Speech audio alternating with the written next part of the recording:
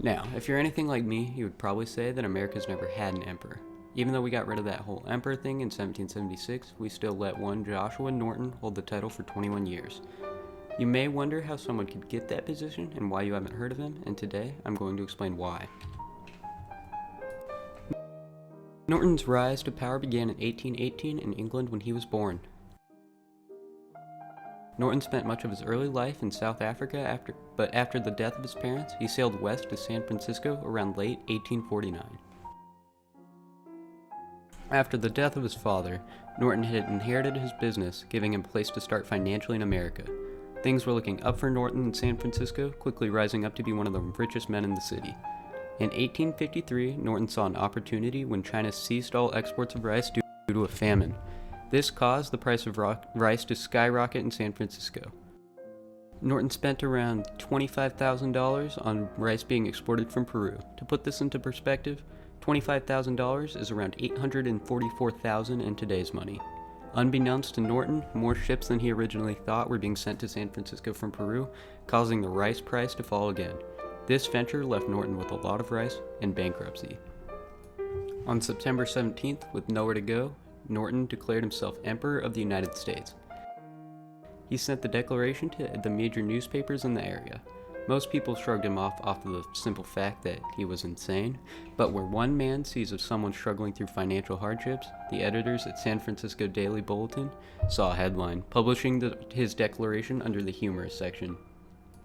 During his reign, Norton spent most of his time going on inspections of San Francisco, where he would check the state of the city.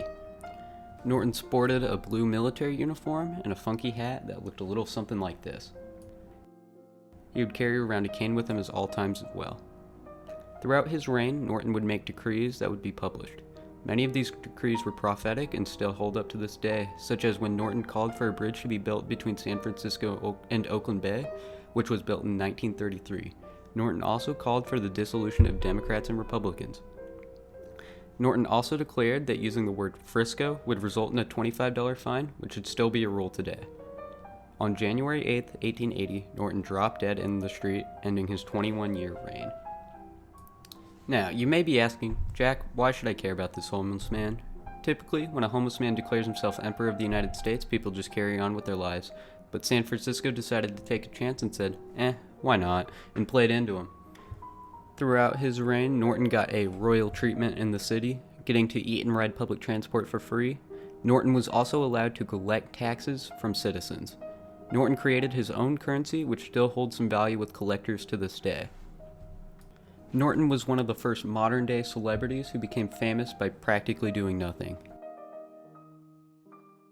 And much like these celebrities, he decided to sell merch, producing a doll and photos of himself.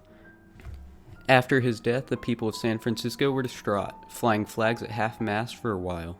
The people also threw him a funeral which ended up gaining 20,000 attendees. Norton's legacy continues in San Francisco, but his name is relatively unheard throughout the rest of the country. So next time you have family over for dinner, bring up Norton for a fun talking point until the conversation gets political. I've been Jack, and thank you for watching.